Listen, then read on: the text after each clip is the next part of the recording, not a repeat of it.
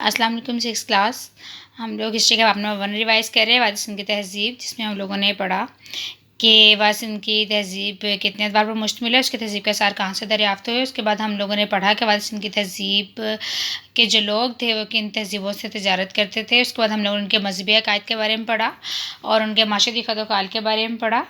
तो स्टूडेंट्स, आज हम लोगों ने पढ़ना है उनके रस्मुल ख़त के बारे में। ये उनका रस्मुल ख़त जो था, उनकी अलामात कितनी थी, उन्हें कौन इस्तेमाल कर सकता था। उसके बाद हम लोगों ने ज़राअत पढ़ना है, यानी उनके दौलत का इन्हिसार किस चीज़ पर था और जो है खुदाई के दौरान कौन कौन सी फसलों के आसार मिले हैं, जिसके बाद यानी कौन कौन सी फसलें वो काश्त करते थे और कौन कौन से जो फल है जो थे वो उगाते थे, मतलब कौन कौन से फलों के आसार मिले वो हम लोगों ने पढ़ना है।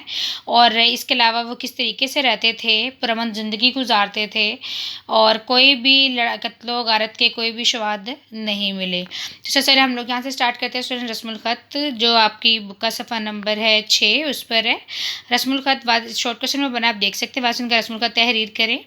ये देखें, ये उनका रस्मुल ख़त के अलामात आप देख सकते हैं, इस तरीके से था। ये उनकी पहचान थी कि ये वादिसन की तहज़ीब का रस्मुल ख़त है।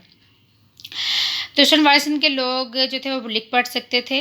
इनका रस्मुल ख़त दिलचस्प और पेचीदा यानी मुश्किल था। इस अहद में लिखने का एक आला निज़ाम भी वज़ा किया गया था, जिसमें 400 अलामात थी। इसे ताजर, फौजी और सियासी अफराद इस्तेमाल करते थे। यहाँ तक इसका शॉर्ट क्वेश्चन का आंसर है जो हाईलाइट हुआ, आप देख सकते हैं। उसके बाद है ज़राअत। तो स्टूडेंट, वादिसन की जो ज़मीन थी वो ज़रखेज़ थी। इनका दौलत का जो इन्हिसार था वो ज़राअत और तजारत पर था। वादिसन की तहज़ीब जो थी वो उसकी अक्सरियत काश्तकारों पर मुश्तमिल थी, यानी वो खेती बाड़ी करते थे, फसलें उगाते थे, जिन्होंने जंगलात को काट के ज़मीन को काश के काबिल बनाया। यानी पहले जंगलात थे, वहाँ पे दरख्त थे, उनको काटा और ज़मीन को काश के काबिल बनाया और उस ज़मीन पर खेती बाड़ी की, फसलें उगाईं। और मौसमी बारिशों की वजह से यहाँ खूब फसलें होती थीं।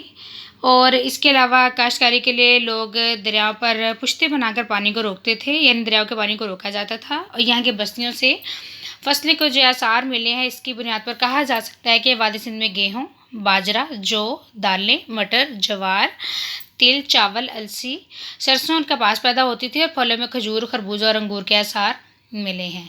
पुरअमन माशरा, यानी ये लोग जो थे ये पुरअमन ज़िंदगी गुजारते थे। शहर की खुदाई से बड़े हथियारों की बहुत कम तादाद मिली, यानी हथियार जो मिले हैं उनकी तादाद बहुत ज़्यादा कम है। हुक्मरान भारी फ़ौज या पुलिस नहीं रखते थे। हुक्मरान यानी हुकूमत जो चलाते थे, अफसरान, बड़े बड़े जो लोग थे वो, यानी हुक्मरान जो हुकूमत संभालते थे उस वक़्त, जब वो उनके जो हुक्मरान भारी फ़ौज या पुलिस नहीं रखते थे।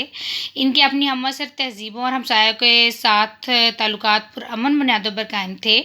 खुदाई के दौरान जो मामूली हथियार मिले हैं उनसे, यानी जो खुदाई की कि जो हथियार हमें मिले हैं वो भी मामूली है, यानी मामूली हथियार मिले हैं। इनसे सिर्फ शिकार ही किया जा सकता है। इससे अंदाज़ा होता है लोग पुरअमन ज़िंदगी बसर करते थे और उस वक़्त माशरे में कत्ल गारत गिरी के बारे में भी कोई शवाहिद नहीं मिले, यानी अमन और सुकून की ज़िंदगी ये लोग गुजारते थे। हथियारों की तादाद बहुत कम मिली हैं और जो हथियार खुदाई के दौरान मिले हैं उससे पता चलता है ये सिर्फ उन हथियारों को शिकार के लिए ही इस्तेमाल करते थे और यानी कत्लो गारत भी नहीं करते थे। तो स्टूडेंट्स, आज हम लोगों ने वादिसन का रस्मुल ख़त पढ़ा, ज़राअत पढ़ा, बुक का सफ़ा नंबर था 6।